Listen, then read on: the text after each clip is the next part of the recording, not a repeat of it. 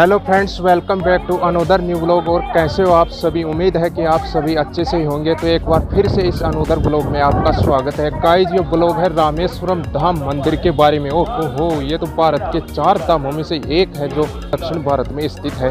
तो गाइस, इससे रिलेटेड पूरी जानकारी इस व्लॉग में आपको मिलने वाली है। यहाँ पर कैसे जाया जाए, यहाँ पर रुकने की क्या क्या व्यवस्थाएं हो सकती है, खाने पीने की क्या क्या व्यवस्थाएं हो सकती है, और इसके आसपास क्या क्या है देखने लायक, और कितने दिन का टूर प्लान होना चाहिए, और यहाँ पर तीर्थ करने में कितना समय लगता है, दर्शन करने में कितना समय लगता है, तो और किन किन प्रक्रियाओं से गुजरना पड़ता है। तो इससे रिलेटेड पूरी जानकारी आपको इस व्लॉग में मिलने वाली है। तो बने रहे इस व्लॉग में लास्ट तक इस व्लॉगर और ट्रेवलर के साथ।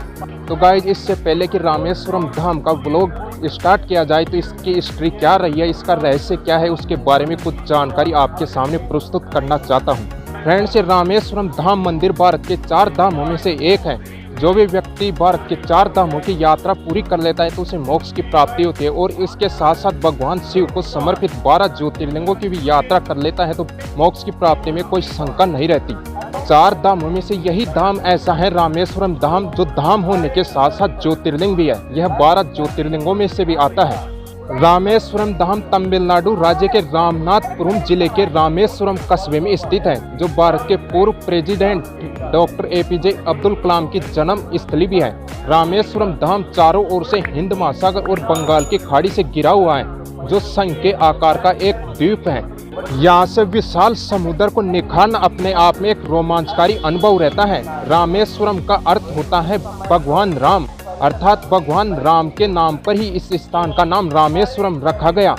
ऐसा माना जाता है कि भगवान राम लंकापति रावण पर विजय होकर लौट रहे थे तो इसी स्थान पर देवों के देव महादेव की पूजा की थी, और भगवान राम सीता माता के साथ रामेश्वरम तट पर कदम रखकर ही भारत लौटे थे। उस समय इस द्वीप में कोई मंदिर नहीं था, तो भगवान राम ने हनुमान जी महाराज को कैलाश पर्वत पर शिव जी की मूर्ति लाने के लिए भेजा था। जब हनुमान जी महाराज समय पर शिवलिंग लेकर नहीं पहुंचे तो माता सीता ने समुद्र की रेत को मुट्ठी में बांधकर शिवलिंग बनाया। तो भगवान राम ने इसी शिवलिंग की पूजा की। यहाँ पर हर साल लाखों में श्रद्धालु माता सीता द्वारा निर्मित रामेश्वरम शिवलिंग का दर्शन करने आते हैं और महादेव का आशीर्वाद लेते हैं। ऐसा माना जाता है कि रामेश्वरम मंदिर में निर्मित पत्थरों को श्रीलंका से नावों के द्वारा लाया गया था, और इस मंदिर परिसर के अंदर कुओं को भगवान राम ने अपने अभेद्य बाणों से तैयार किया था, और इसमें कई तीर्थों का जल छोड़ा था, इसलिए इनका धार्मिक महत्व और भी ज्यादा बढ़ जाता है। इस मंदिर परिसर में कुल 22 तीर्थ हैं जो अपने आप में प्रसिद्ध हैं। इनमें से सबसे पहला और मुख्य तीर्थ अग्नि तीर्थ है। तो अग्नि तीर्थ में स्नान करना अपने आप में बहुत पवित्र माना जाता है। मंदिर की दीवारों पर बनी छोटी छोटी प्रतिमाएं और दीवारों पर की गई खूबसूरत निकासियों युक्त इस पौराणिक मंदिर की प्रसिद्धि पूरे विश्व में काफी ज्यादा है। इस मंदिर का गलियारा पूरे विश्व में सबसे बड़ा गलियारा है, जो इस व्लॉग के अंदर आपको देखने को मिलेगा। तो चलिए अब स्टार्ट करते हैं रामेश्वरम मंदिर का व्लॉग। तो फ्रेंड्स, सबसे पहले बात कर लेते हैं यहाँ पर कैसे जाया जाए। ये रामेश्वरम एक द्वीप है जो भारत की मुख्य भूमि से अलग है। भारत की मुख्य भूमि और रामेश्वरम द्वीप को एक पाम्बन ब्रिज है वो जोड़ता है, जिसका व्लॉग नेक्स्ट वीडियो में मिलेगा आपको। अगर आप हवाई मार्ग के द्वारा जाना चाहते हैं तो सबसे नजदीक एयरपोर्ट है मदुरई एयरपोर्ट, जो इंडिया के बाकी शहरों से वेल कनेक्टेड है। तो सभी जगह की फ्लाइट मिल जाएगी मदुरई एयरपोर्ट से, जो यहाँ से 142 किलोमीटर की दूरी पर स्थित है। हवाई मार्ग की दूरी है ये। अगर मदुरई रेलवे स्टेशन की बात करें तो वो 174 किलोमीटर की दूरी पर स्थित है, और मदुरई बस स्टैंड 178 किलोमीटर की दूरी पर स्थित है। ये जो श्रद्धालु स्नान करते हुए दिख रहे हैं ये अग्नि तीर्थम है। तो रामेश्वरम धाम मंदिर में दर्शन करने से पहले इस अग्नि तीर्थम में स्नान किया जाता है। उसके बाद मंदिर परिसर में स्थित 22 कुंडों में स्नान किया जाता है। तो इस अग्नि तीर्थम में स्नान करना अपने आप में बहुत पवित्र माना जाता है। यह हिंद महासागर का बीच ही है। जब भगवान राम ने शिवलिंग जी की पूजा की थी तो इसी अग्नि तीर्थम में स्नान किया था। गाइज, अब बात कर लेते हैं बाई ट्रेन यहाँ पर कैसे पहुंचा जाए। तो रामेश्वरम धाम मंदिर के सबसे नजदीक रेलवे स्टेशन है रामेश्वरम रेलवे स्टेशन, जो 1.2 किलोमीटर की दूरी पर स्थित है। तो देश के बड़े बड़े शहरों से रामेश्वरम रेलवे स्टेशन के लिए ट्रेन मिल जाती है, लेकिन अधिकतर के लिए नहीं मिलती।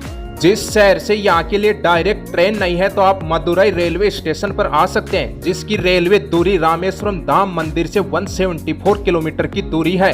और दूसरा ऑप्शन आप चेन्नई एगमोर रेलवे स्टेशन पर आ सकते हैं। चेन्नई एगमोर रेलवे स्टेशन की यहाँ से दूरी 559 किलोमीटर की है। तो आप चाहे यहाँ पर मदुरई रेलवे स्टेशन से आए या फिर चेन्नई एगमोर रेलवे स्टेशन से आए तो वहाँ से यहाँ के लिए इजीली ट्रेन मिल जाती है और बसें भी मिल जाती हैं, तो वहाँ से आने पर आपको कोई दिक्कत नहीं होगी। और थर्ड ऑप्शन है बाय बस। तो साउथ इंडिया में रामेश्वरम धाम मंदिर के नज़दीक जितने भी बड़े बड़े शहर हैं 500 किलोमीटर अंदर की रेंज में, तो वहाँ से एसी और नॉन एसी बसें मिल जाएगी। अगर आप मदुरई से यहाँ आते हैं तो वहाँ पर गवर्नमेंट बसें मिल जाएगी, जिसका नॉन एसी का किराया 250 रुपये से 300 रुपये तक होगा और एसी का 500 से 600 रुपये तक होगा।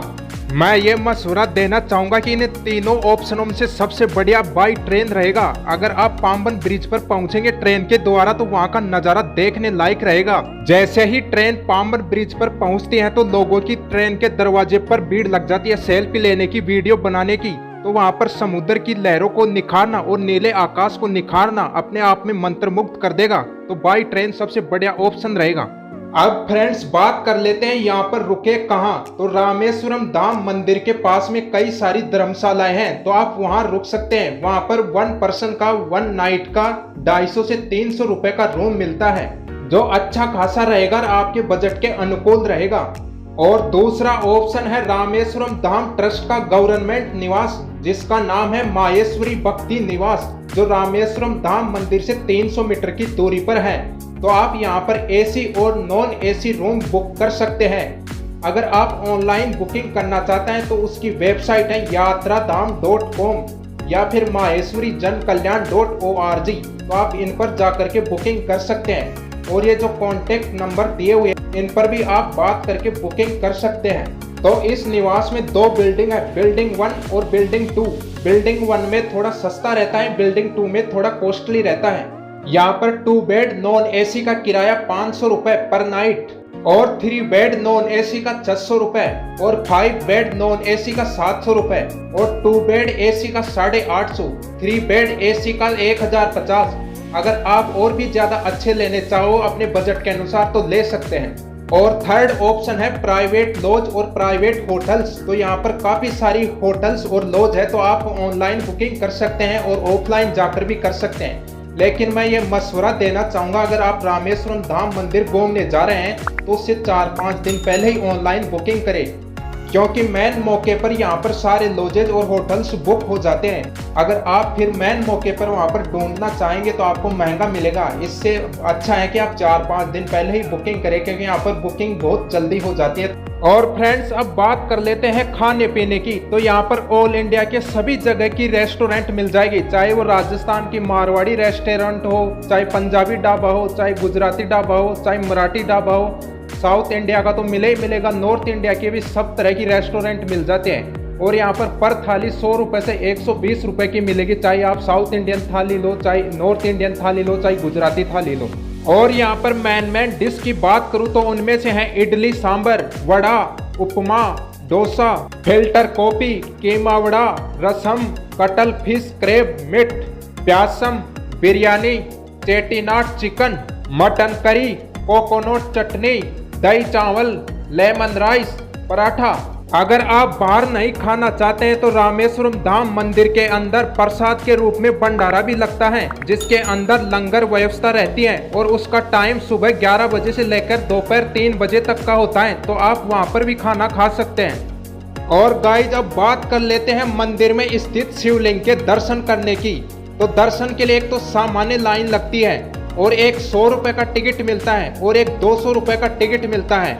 तो 200 रुपये वाले टिकट में 1 से 1.5 घंटे के अंदर नंबर आ जाता है, 100 रुपये वाले में 2 से 2.5 घंटे में नंबर आता है और सामान्य लाइन में लगने पर 4 से 4.5 घंटे का समय लगेगा। दर्शन करने से पहले प्रक्रिया का रूल यह है कि ये जो अग्नि तीर्थ दिख रहा है ये समुद्र का बीच है, इसमें स्नान करना होता है। इसके बाद मंदिर के परिवेश में जाकर 22 कुंडों में स्नान करना होता है या फिर अपने शरीर के ऊपर पानी छिड़कना पड़ता है। वहाँ पर गवर्नमेंट के एम्प्लॉयज होते हैं जो सभी के ऊपर बाल्टी भर भर के पानी छिड़कते हैं और साथ में अगर बोतल लेकर जाते हैं तो बोतल भी भरते हैं। फिर उसके बाद मंदिर के दर्शन के लिए जाया जाता है। और रामेश्वरम मंदिर के दर्शन 2 पहरों में कर सकते हैं। पहला पहर श्रद्धालुओं के लिए सुबह 5 बजे से खोल दिया जाता है और दोपहर 1 बजे तक रहता है, और दूसरा पहर दोपहर 3 बजे से स्टार्ट होता है और रात 9 बजे तक रहता है। अब फ्रेंड्स बात कर लेते हैं इस मंदिर के आसपास और क्या क्या चीज है देखने लायक। तो सबसे पहले नंबर पर आता है धनुषकोडी बीच, जो इस मंदिर से 20 किलोमीटर की दूरी पर स्थित है। वहां पर आपको राम सेतु भी आंशिक रूप से देखने को मिलेगी। और धनुषकोडी एक गोस्ट शहर है, तो वहां पर आपको तैरते हुए पत्थर भी मिल जाएंगे। और दूसरे नंबर पर है पंचमुखी हनुमान मंदिर, जो यहाँ से 3.5 किलोमीटर की दूरी पर स्थित है। वहां पर भी आपको तैरते हुए पत्थर मिल जाएंगे और तैरने वाले पत्थरों का संग्रह भी है वहां पर। और तीसरे नंबर पर है गंधमादन पर्वतम, जो यहाँ से 2 किलोमीटर की दूरी पर स्थित है, जहाँ पर भगवान राम के अति सुंदर चरण चिन्ह उभरे हुए हैं, यानी भगवान राम के पैरों के निशान है। और ये रामेश्वरम का सबसे ऊंचा स्थान है, जहाँ से पूरा रामेश्वरम बहुत ही खूबसूरत दिखाई देता है। थोड़ी देर के लिए मैं ये बता देता हूँ कि मंदिर में प्रवेश कैसे किया जाता है और क्या करना पड़ता है। यहाँ देखिए 22 कुंडों में स्नान के लिए 25 रुपए का एक टिकट लेना पड़ता है। यहाँ पर एक टिकट काउंटर है 3-4, तो यहाँ पर टिकट ले सकते हैं 25 रुपए का। फिर 22 कुंडों में स्नान के लिए जाया जाता है। तो देखिए टिकट ले लिया है, सभी लोग टिकट लेकर के 22 कुंडों में स्नान या अपने ऊपर पानी छिड़कने के लिए जा रहे हैं। ऐसी बाल्टियां लगी रहती है चारों तरफ, तो वहां पर गवर्नमेंट के कर्मचारी हैं जो पानी छिड़कते हैं सभी के ऊपर, और जो बोतल लेकर जाते हैं तो बोतल भी भरते हैं। तो ऐसे देखिए एक गलियारा बना हुआ है, ये देखिए कर्मचारी बाल्टी से पानी खींच करके ऐसे पानी छिड़कते हैं सभी के ऊपर। तो ऐसे बोर्ड भी लगा हुआ है यहाँ पर, जो 22 तीर्थ है, 22 कुंड है, तो उनका नाम लिखा हुआ है कौन कौन सा तीर्थ है, इस कुंड का क्या नाम है। तो भगवान राम ने सब जगह के तीर्थों का पानी लाकर इन कुंडों में छोड़ा था, तो अपनी बाणों से एक कुंड बनाया था। तो इनका धार्मिक महत्व बहुत ज्यादा है। जो भी यहाँ पर पानी छिड़क लेता है अपने ऊपर, तो अपने आप में पवित्र हो जाता है। तो एक एक करके आपको 22 कुंड या 22 तीर्थ हैं ये दिखा देते हैं। हाँ, तो मैं बता रहा था इसके आसपास घूमने वाली चीजें। चौथे नंबर पर आता है अब्दुल कलाम मेमोरियल, जो यहाँ से 5 किलोमीटर की दूरी पर स्थित है। यह बहुत ही खूबसूरत मेमोरियल है। इस स्मारक के बाहर एक पार्क बना हुआ है, जिसकी खूबसूरती देखते ही बनती है। मेमोरियल के अंदर अब्दुल कलाम की सफलताओं की कहानी बयां करते हुए बहुत सारी डिग्रियां, उनकी सक्सेस और मेडल्स दर्शाए गए हैं। और इसी स्थान पर डॉक्टर एपीजे अब्दुल कलाम को दफनाया गया था।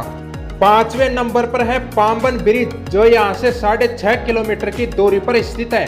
6ठे नंबर पर है विभीषण मंदिर, जो यहाँ से 10 किलोमीटर की दूरी पर स्थित है। 7वें नंबर पर है कलाम हाउस, जो यहाँ से 600 मीटर की दूरी पर स्थित है। जो ये इसके आसपास घूमने वाली चीजें बताई गई है, इनका अलग से और व्लॉग बनाया जाएगा, तो आप बने रहना इस चैनल पर। इनके अलग अलग व्लॉग भी आएंगे। और यहाँ पर बात की जाए कि कितने दिन का टूर प्लान होना चाहिए रामेश्वरम धाम में दर्शन करने का और इसके आसपास अन्य स्थानों को देखने के लिए, तो कम से कम 2 दिन का तो टूर प्लान होना ही चाहिए यहाँ पर। ये देखे सभी श्रद्धालु 22 कुंडों के पानी से स्नान कर रहे हैं, तो यहाँ पर 2 दिन के टूर प्लान में कितना खर्चा बैठ जाएगा ये भी हम आपको बताएंगे, तो आप देखते रहिए इस व्लॉग को। ये देखे विश्व का सबसे लंबा गलियारा या कॉरिडोर इसी मंदिर का है, जो उत्तर दक्षिण में 197 मीटर लंबा है और पूर्व पश्चिम में 133 मीटर लंबा है। और इस मंदिर का प्रवेश द्वार 38.4 मीटर ऊंचा है। मान्यता है कि जो भक्त पूरी श्रद्धा से ज्योतिर्लिंग पर गंगा जल चढ़ाता है तो उसे मोक्ष की प्राप्ति होती है। रावण जो एक ब्राह्मण था, तो उसकी हत्या के दोष को दूर करने के लिए भगवान राम ने यहाँ शिवलिंग की पूजा की थी। तो ऐसी मान्यता है कि जो भी भक्त विधि विधान से यहाँ पर शिवलिंग की पूजा करता है तो उसे ब्रह्म हत्या जैसे पापों से भी छुटकारा मिल जाता है। और यहाँ पर दोनों शिवलिंग स्थापित हैं। माता सीता द्वारा रेत के द्वारा बनाया गया शिवलिंग भी और हनुमान जी द्वारा कैलाश पर्वत से लाया गया शिवलिंग भी। भारत के 4 धामों में से होने के साथ साथ यह धाम भगवान शिव को समर्पित 12 ज्योतिर्लिंगों में से भी एक है। तो देख सकते हैं इस मंदिर का गलियारा कितना खूबसूरत नजर आ रहा है, जो विश्व का सबसे बड़ा गलियारा है। और श्रद्धालुओं की इतनी भीड़ से भी अंदाजा लगा सकते हैं कि इस धाम की कितनी बड़ी मान्यता है।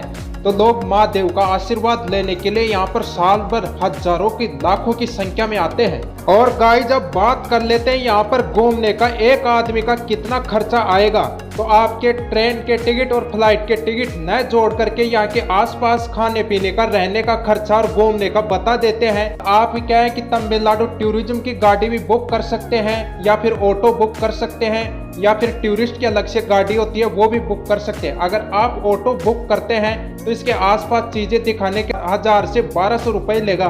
तो 2 दिन के अंदर आप यहाँ का टूर कंप्लीट कर सकते हैं। तो एक आदमी का खर्चा लगभग 2000 से 2200 रुपए तक आएगा। यह आपको नॉर्मल खर्चा बताया गया है। अगर आप और भी अच्छी फैसिलिटी के साथ खर्चा करना चाहते हैं तो आप पर डिपेंड करता है आप किस तरह के टूर प्लान करना चाहते हैं यहाँ पर।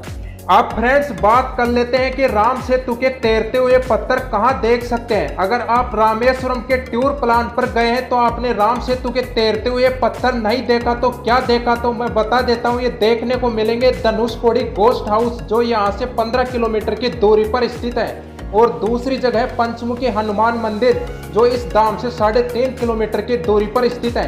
तो मिलते हैं एक नए व्लॉग में आगे, जब तक के लिए ओके बाय बाय टाटा।